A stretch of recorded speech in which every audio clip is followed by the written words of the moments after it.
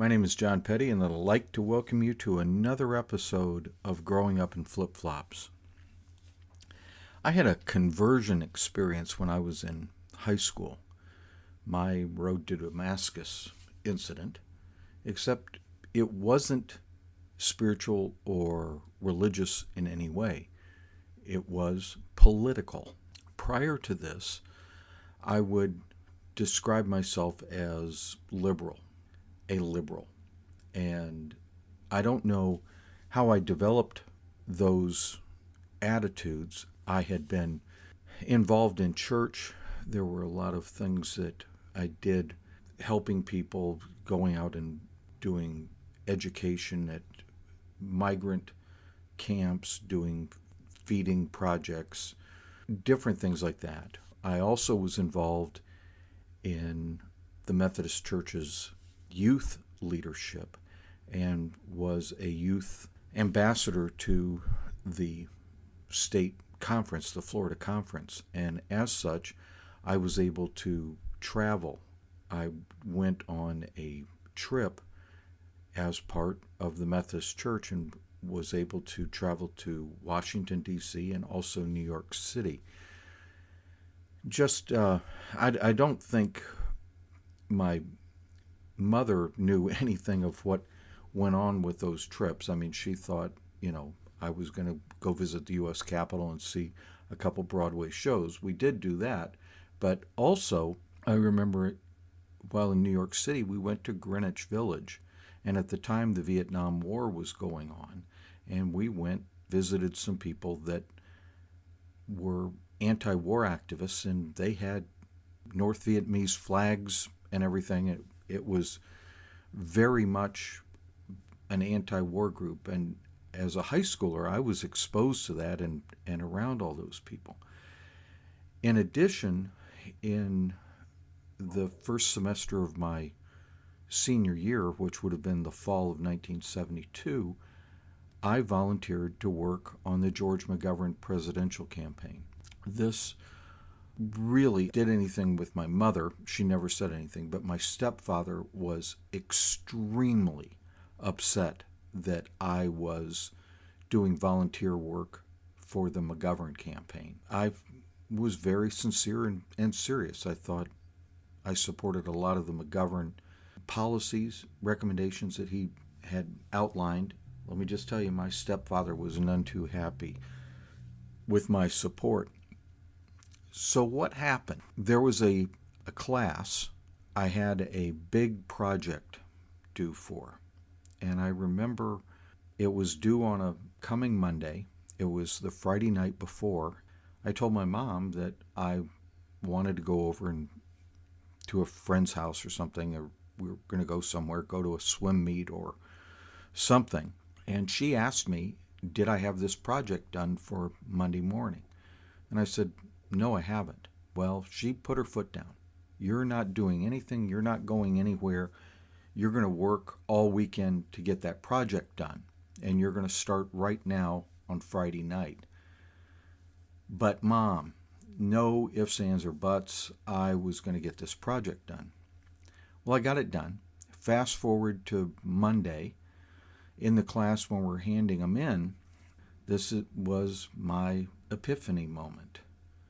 Kid beside me, teacher walked down the aisles of the desks collecting papers that people had developed and written, and got to this kid that was right beside me. The kid was sitting there with his arms folded, and the teacher looked at him and said, "Where's your project?" And he says, "I didn't do it." Teacher looked, said, "Do you need more time?" Kid says, "Nope, I didn't do it." Teacher looks at him and he says, "This is a big part of your grade. You're going to get a 0 on this project." "Yeah, so what?" Teacher said, "You're probably going to flunk this class because you got a 0 on this project. It's a big part of your grade." Kid looked at the teacher, said, "I don't care, so what?" That incident, watching that incident, hit me like a ton of bricks. Up to that point, I had believed and that if we provided resources for people, if you just did something to better their circumstance, that you could pull them out of whatever situation they were in, poverty, whatever.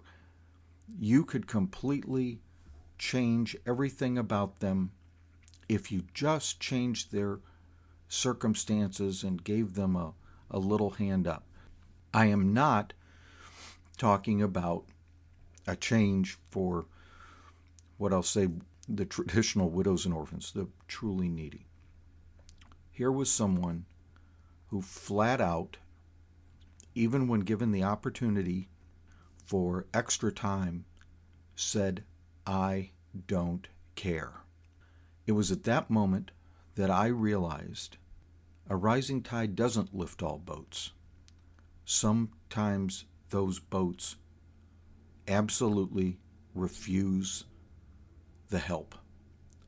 They don't want it. The change that came in my mind was that it's not this big wave of government that is going to affect positive change in people's lives. It's simply one individual at a time. It's the ability of an individual to make connections. It's all about individual agency, that everyone has agency. Everyone has the ability to make up their own mind. You can't force them to do what you think is right. It's up to them to do what they think is right.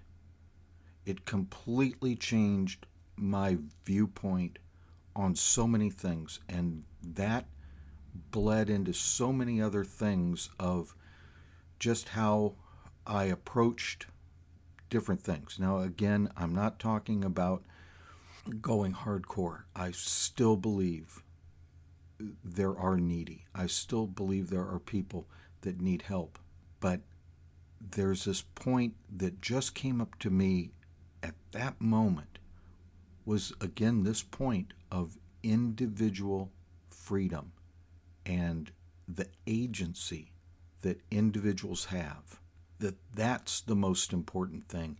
It's not all the external influences on them.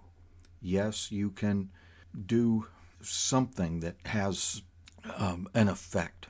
I'm not discounting environment entirely, but it's so strong, the individual decision, the strength of the individual, that it has stuck with me all these years. That, witnessing that single incident completely changed my thinking. People now that know that I worked for the McGovern campaign in '72 just look at me, what? Really?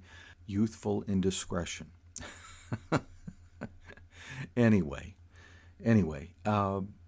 I don't think this bleeds into a lot of other areas. You know, it has nothing to do with military spending or level of taxation or regulation of pornography in schools or anything like that. It's the importance of the individual. That's what hit me that day. It all boils down to that. Anyway, your mileage may vary. You may have a completely different story. You may completely disagree with me. That's fine. I have my own starting point, and I haven't hit my ending point yet. So that's my story, and as Stan Laurel would say, I'm stuck with it. Thank you. I hope you enjoyed this.